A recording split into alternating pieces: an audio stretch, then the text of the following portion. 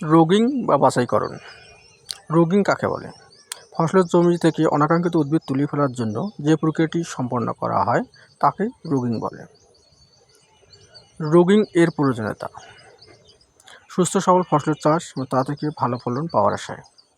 বীজ ফসলের রোগিং করা হয় কেন?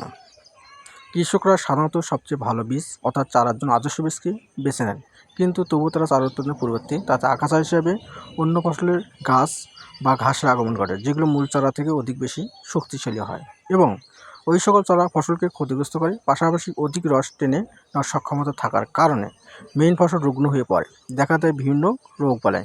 এই কারণে বীজ ফসলে রোগিং করা হয়। মূলত বীজ ফসলে রোগিং করার অন্যতম কারণ হচ্ছে বীজের বিশুদ্ধতা ও বীজের জাতের বিশুদ্ধতা অর্জন। রোগিং 3 ধাপে করা হয়: 1 ফুল আসার সময়, 2 ফুল আসার পর, 3 পরিপক্ক পর্যায়ে।